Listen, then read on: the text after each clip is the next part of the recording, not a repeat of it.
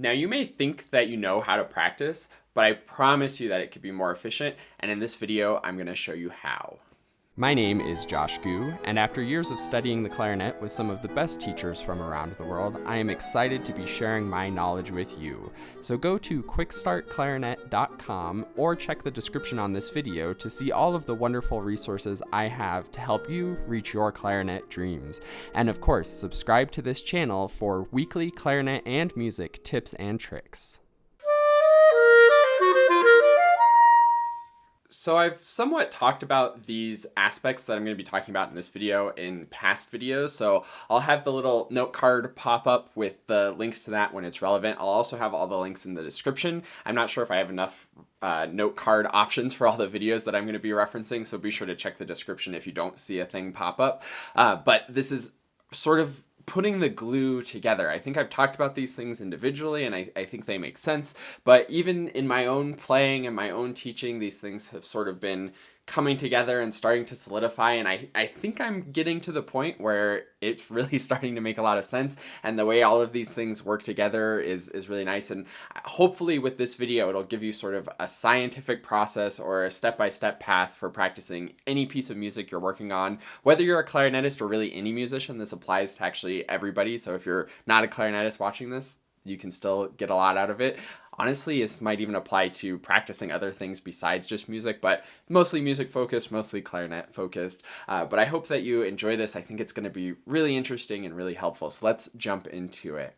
So the first thing for being successful is what I call the success formula. And I have a video on that, but just to recap it briefly, the success formula basically is taking the idea of where you want to be, getting really clear and really defining your sort of end goal, being really honest with yourself with where you are now so that you can see sort of the discrepancies between where you want to be and where you currently are, and then coming up with a game plan to get there and sort of reverse engineering like what needs to happen to be at the goal. The success formula absolutely applies to all areas of life, but let me talk about how it works on clarinet and how it applies to practicing. So the goal side, that's probably the most important and honestly very often overlooked, is people aren't clear enough with what they want to sound like, how they want to play the piece, etc. So for the goal in music, that's all about just actually learning the music and learning how you want to play, how you want to sound. The best thing that you can do in this goal phase is listening to recordings, lots of recordings, finding what you like, score study, seeing how the music works, learning the music for the sake of the music, doing background research, learning about the composer, learning about the time period of the music and getting the right style to it, and just covering all of those things so that you have a deep understanding of the piece that you're playing. The goal should be that you're the expert on this piece and you understand the interpretation better than anybody, and you can execute that interpretation better than anybody.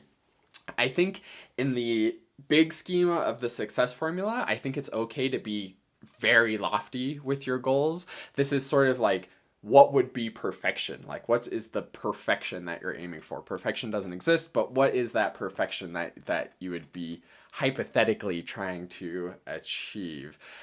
I know a lot of times in goal setting, we say to make attainable goals and make them specific and all of that stuff. And yes, that's very important for along the way, but this is the end goal. What do we want it to be? And that's where really learning the music comes in. And I think a lot of people don't spend enough time learning the music. They just sort of play it and say like, okay, good, I played the piece. But like, how well can you play the piece, and how expert of an interpretation can you create of the piece and execute of the piece? So that's the goal part. Now, going back to the other side of the success formula is being honest with yourself and seeing where you are now. The best thing to do for this one is recording yourself. And it's really nice because there's so many professional recordings of so much music that you can pull up a professional recording and pull up your recording, and it becomes really obvious really quickly what the discrepancies are. The more nitpicky you can be about all of the things that you're hearing that are different, whether that's sound quality, articulation, note shape, dynamic contrast, rhythm accuracy, control over everything, like, that's really good to get picky there. And the more picky, the better. with the caveat of you don't want to drive yourself crazy or just be mean to yourself. We never want to be mean to ourselves. We're always looking at our clarinet playing as a journey. We are where we are now, and there's nothing wrong with that. You don't need to feel guilty about it. You don't need to feel bad about yourself. You're not a bad person because you don't play the clarinet as well as Martin Frost. But you can be honest with yourself and say, okay, how do I not play the clarinet like Martin Frost or Sabina Meyer or Anthony McGill or whoever your favorite professional recording that you're listening to is? Where are those discrepancies? And that's what helps you to start to create a plan and work on that pathway of how to get from where you are now to the goal that you're looking for. And that's what I'm going to be going really in depth with in this video. So let's start to break down how to actually practice and how to get from your recording or where you are now to where you want to be. All right, the first step to figuring out how we're going to get there and get to our goal is actually a little bit of a precursor to that, of figuring out what we need to do to get to our goal. What and how is a little bit different here. The what is the actual things that need to be accomplished, and then of course the how is how we're going to actually accomplish those things. So luckily for music, the what is the same no matter what instrument you're playing, no matter what style of music you're playing.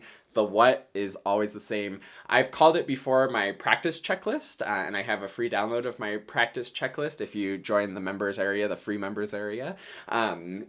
I now have sort of changed it a little bit. Instead of calling it the practice checklist, I call it the 4 opportunities for improvement. I think that name really sort of encompasses it a little bit better. It's not just a checklist that you like go through so linearly, but it's really searching for these opportunities. And I love this idea of searching for opportunities for improvement rather than trying to make sure that it's correct, because it's a little bit of a different mindset of like, I either am doing it right or I'm doing it wrong, to it's an opportunity for improvement. I'm here, but I could do it better, or I could do it better. And that's sort of more of a growth mindset that I think is so much more healthy and beneficial and makes playing more enjoyable. So those 4 opportunities are rhythm, sound quality, notes, and style. And if you think about it, every aspect of music falls into one of those categories, again, no matter what style you're playing, whether it's classical music, the rhythm has to be perfect and steady. Whether it's jazz, you have a whole rhythm section that you have to play in time with. Klezmer music, rhythm's important. All music, rhythm is the foundation of music. Sound quality, also super important. Sound quality varies much more, whether it's a super pure clear tone for sort of classical music or something more flexible and exciting for jazz or klezmer, or heavy metal, whatever instrument or style of music you may be playing. That'd be awesome if there's any heavy metal clarinet. I would love to hear that. Then there's the notes. Notes are pretty black and white. You got to play the right notes at the right time. And then style sort of encompasses everything else. Dynamics, articulations, tempo, phrasing, swing or not swing for different actual styles of music. So that's kind of a catch-all for everything, but I think it's easy to sort of integrate them all into the category of style because they really do determine the style of the music. Is it slow, beautiful music where maybe it's a little softer, more slurs, obviously slower tempo? Is it fast, energetic, pop music, maybe more accented articulation, more tongued notes than slurred notes, louder dynamics, maybe swung, etc., etc.? It all has to do with the style of the music for how those elements are played. So those are the 4 things. Those are the things that you should be listening for and thinking about as you play. And those are the things that are going to help clarify and give you direction for how to improve and what you need to improve. So say you're playing your piece of music, and I think this happens a lot for beginners and honestly players of all skills levels. It happens to me quite often when I'm practicing too. You play through your piece and you think, that was good. I think I played all the right notes and rhythms, and yeah, it was good. But you have to ask yourself, okay, where's the opportunity for improvement now then? If it's already fine, then what do you do next to make it better? And that's where you go back to these things. You look at the rhythm, and if you download the checklist, you'll see the whole list of things. But you look at the rhythm and ask yourself, was I actually precise? Was I actually even? Was I doing it with a metronome to know that my beat was really steady? If I was using rubato, was my rubato easy to follow and organic and making sense? Sound quality. yeah, I played all the notes. Maybe I didn't squeak, so that's great. But it's not just looking for avoiding mistakes, but it's looking at how could it be better? How much smoother could you make a connection between a certain note? How much clearer could your articulation be and the starts of notes be? How much more expressive could you have been with sustaining the notes and the quality of sound on the sustain? Then you go on to the notes. Notes seem really straightforward. It's like, yep, I played all the right notes. I'm in the clear, but you can get much more picky with that.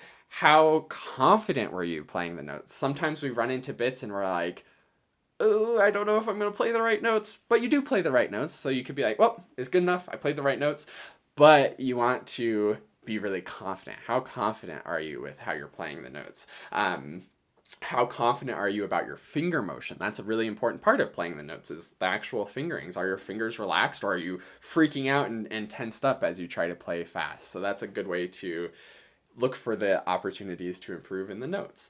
And then the style. Style is usually really easy, and that's often one that people spend a lot of time thinking about how to improve.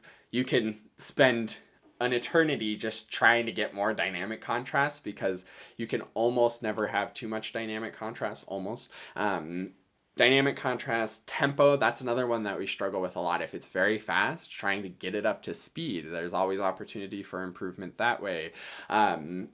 Actual articulations. Is your staccato actually a nice staccato? Is it short enough? Does it need to be not quite so short? Should there be more tone to your staccato notes? How is the tone on the staccato notes? And that sort of ties into sound quality. Sound quality with articulation and articulation and the style are very closely related. So you can see how all of these things sort of culminate together, and if you're doing it right, and it's a skill that takes practice, but if you're doing it right, you should be able to come up with quite a big list of things to improve and what to actually work on. Another way to help with coming up with more of those things to work on is, again, going back to those recordings. How does the goal recording sound? Even if there's not an actual recording you're listening to, if you learn the music really well, you should be able to almost hear a recording in your head of how it would go if it was perfect. And then going back to your recording of how you're playing it now and comparing and saying, okay, how's my rhythm? How's my sound quality? How are the notes? How's the style? And always going after those 4 opportunities for improvement. All right, I know this is a lot of information. I'm really excited about this, so I'm going very fast. Let's do just a quick recap before we get into the actual how. So far we've talked about the success formula. We have to get clear about our end goal by learning the music. We have to get honest about where we are now. Best way to do that is recording. You can do it just listening while you practice too, but recording is so much easier to be honest with yourself and have the bandwidth to listen. So we have the goal of where we want to be. We're honest with where we are now. We've defined what things we need to work on with the 4 opportunities. We can fix the rhythm, improve the rhythm. We can improve the sound quality, improve the notes, improve the style. So that's where we're at now. Now the final question is, how do we actually go from what needs to be improved to making it improved and getting from where we are to our goal? And that's where the 3 I's of practicing come in. I made a video about this very long time ago, one of my first YouTube videos, and I think it's a great thing to revisit, so I'm going to dive into it a little bit deeper and unpack it a little bit more here. So the 3 I's of practicing are all about how you actually practice and improve, and the 3 I's are identify, isolate and improve, and integrate. And you'll notice there's kind of 4 I's in there. Maybe I could expand it to be 4 I's. I really like it being 3 I's. So 3 or 4 I's of practicing. This identify, the first one, we actually really kind of already did with the 4 opportunities where we asked ourselves those questions about the rhythm, sound quality, notes, and style. We're identifying sort of the issues. One thing to be more specific about identifying, which starts to move into isolating, is where in the piece is that actually a problem. So you've listened to the recordings and maybe let's stick with rhythm and you say, you know, my rhythm's not very even. I don't feel like I have a totally steady beat. When I listen to the professional recording or the recording in your head, it's like everything's smooth and even and precise. But when I listen to my recording, it's a little bit iffy and not as good. So you've identified that there's opportunity to improve the rhythm. Now you can identify further and start to isolate and identify where do you actually need to improve the rhythm. And this is where this starts to really improve efficiency, because instead of just playing through the whole piece and saying like, well, how was my rhythm? I don't remember. I just played through the whole thing. There was probably a mistake somewhere in there, but I don't know. You can start to identify measure 24 is where the rhythm needs to improve. Measure 24, I'm uneven on my triplets. My 16th notes are getting a little swung or are a little compressed, or whatever the issue may be, or the opportunity to improve may be. You are identifying it, and then the next step is to isolate it. So now you know that measure 24 is an issue. You're not just going to play the whole piece and like hope that measure 24 goes right. That's very inefficient way to play it. You're going to isolate measure 24 and improve it. This is why I call it the 3 I's, because isolate and improve are very connected. Identify, maybe we could just kick off and make it the 4 opportunities for improvement. The whole thing is about improving. So, we won't get into the semantics of the 3 versus 4 I's, but isolate and improve. So 24 has some rhythmic issues, so now you're going to go after those rhythmic issues and actually improve them. The way to do this is primarily through simplifying. So if you know that there's something wrong with the rhythm, then you can simplify it. Maybe just count the rhythm. When was the last time that you just pulled out your metronome and just counted a measure of music to see if your rhythm was correct? That is a great way to simplify and improve the rhythm, because if you can't count the rhythm without having to worry about playing the clarinet, then your chances of playing the clarinet and the right rhythm is pretty low. So simplifying it down into some way that makes it just dead easy to do it correctly. And that gets into sort of the whole point of simplifying, the whole point of improving, and that's getting this correctness.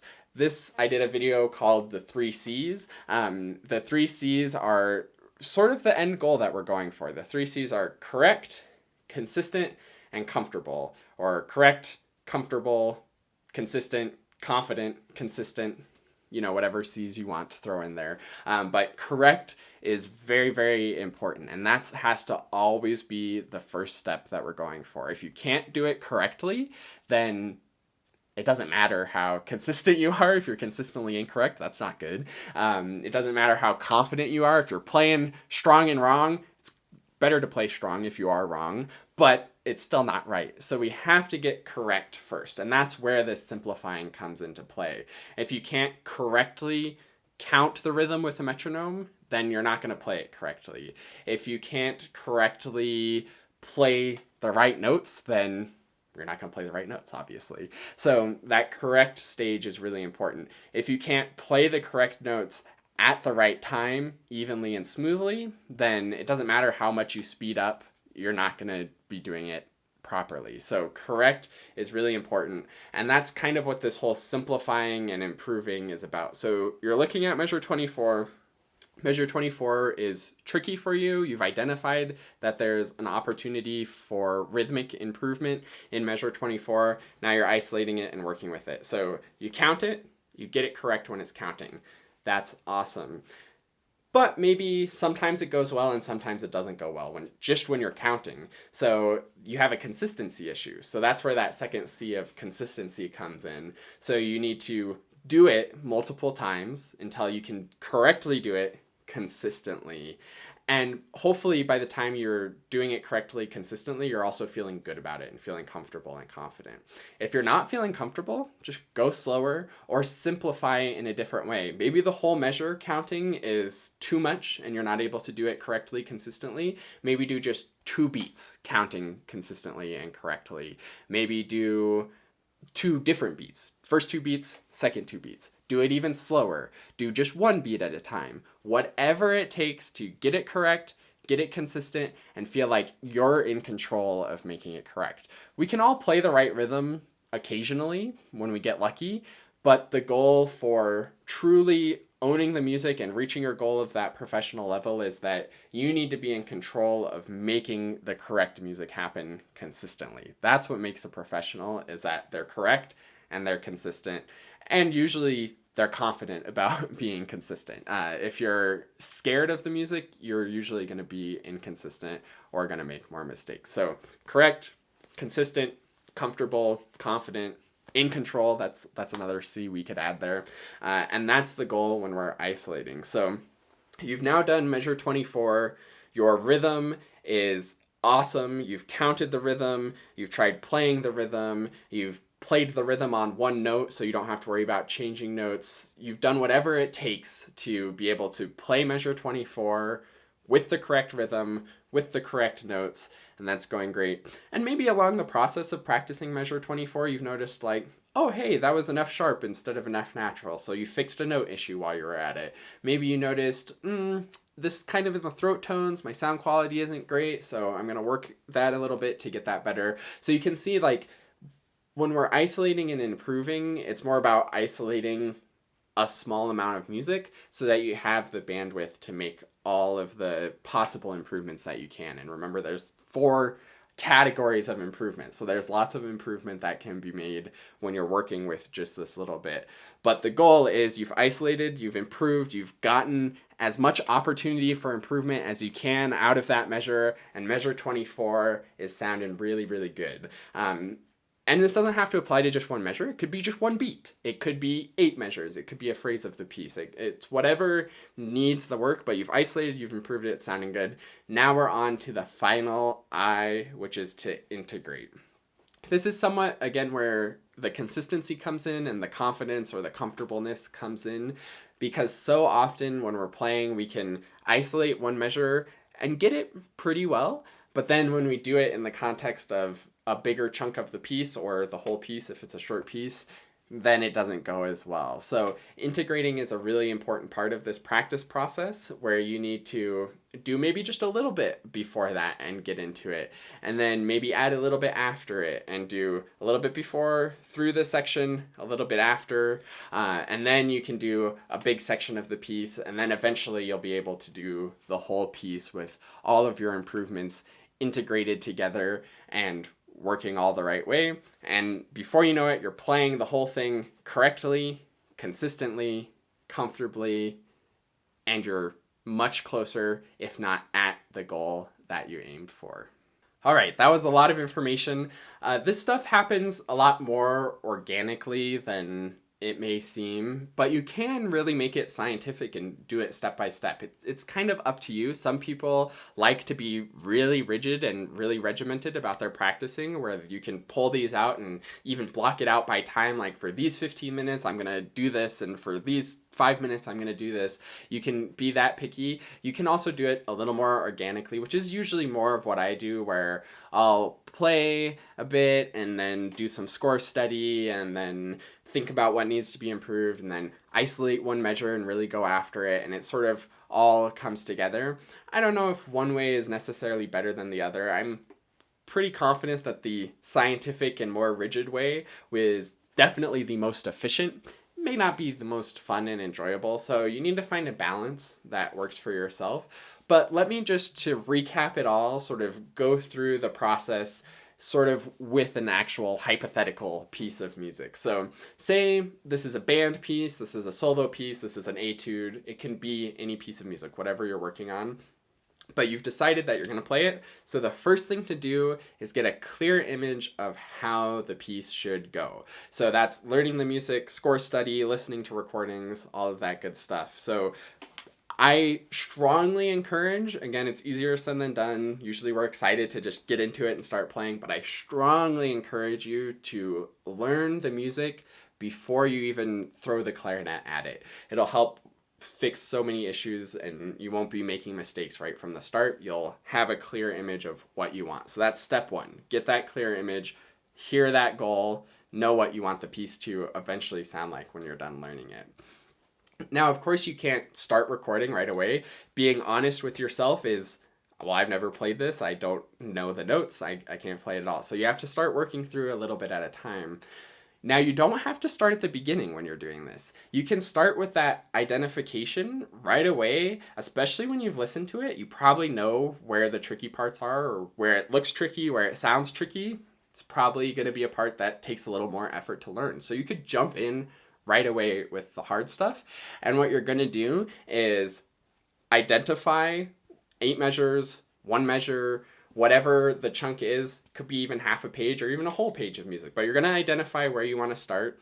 Then you're going to get into it. You're going to play a bit, and you're going to ask yourself, of the 4 opportunities, like, what do I need to improve? It's going to be real obvious at first. Well, I played a bunch of wrong notes. I wasn't playing steadily in time. And you'll be able to fix those things and start making rapid progress. Eventually, you're going to get to a point where you're like, well, I think it sounds good enough. I'm playing it pretty well. That's where you can dig in deeper with the process. So that's where you go back to those 4 opportunities and you ask yourself, okay, I think that was the right rhythm, but was it with the metronome? Was it even rhythms? Were the fast notes in control? All of that stuff, and work through the 4 opportunities. Once you feel confident that you've identified all the opportunities for improvement, and if you make those improvements, you'll be sounding like the professional, then you work on the 3 I's. You isolate, you do actually implement those improvements, you integrate it all together, and next thing you know, you're playing that whole section of music that you've identified pretty well. Of course, there's always more room for improvement, more opportunity. So from day to day, you sort of have to decide, like, that's the progress that I wanted to make today. That's great. For this, I strongly encourage the Pomodoro technique, where you set a timer actually and say, 20 minutes, I've identified this passage of music. For the next 20 minutes, I'm going to dig into it, play it, ask yourself about the 4 opportunities, find those opportunities for improvement, use the 3 I's to actually incorporate those improvements and implement those improvements and simplify it as needed to get it to work and get it to feel correct, get it consistent, get it comfortable. And then after that 20 minutes, you've hopefully made progress, and wherever that progress is for the day is fine. You put that section away, go on to the next section, or just put your clarinet away and wait until tomorrow and then dig into it again or dig into another section and sort of rotate through these sections until you have the whole piece learned correctly, consistently, and comfortably. So I hope that this has been helpful. I think this process of practicing is starting to really solidify into a really solid plan that you can follow. It's still maybe a little bit loose and has a little bit more solidifying to happen, but I think it's well on its way. If you have any questions about how this works, this was a ton of information. Feel free to leave a comment with your questions, but I really encourage you to think about your practicing in this way. Be deliberate about how you're practicing and how you're improving your music. Don't just go into the practice room, play the same thing over and over and over, and just hope that it's going to get better. With this process, you can be really clear about moving forward on that path from where you are now to where you want to be. And the more clearly you define where you want to be, especially, the easier it'll be to move there. The more that you use the tools of the 4 opportunities for improvement and the 3 I's, always searching for getting those 3 C's of really confident playing at your goal. I think it'll do wonders for you in the practice room. But again, if you have any questions, leave a comment. I'd love to answer the questions. I think I may do some more in-depth videos on maybe the learning part of things, and maybe also the recording and listening back to your recording part of things. So leave a comment also if you would like to see those videos. But thank you so much for watching. If you found this helpful and you think other people you know would find it helpful, it would be amazing if you could share this. And of course, like the video if you liked it, subscribe to the channel if you want more educational content like this. Thanks for spending your time here with me. I hope it was worth it. Thanks for watching, and I'll see you in another video.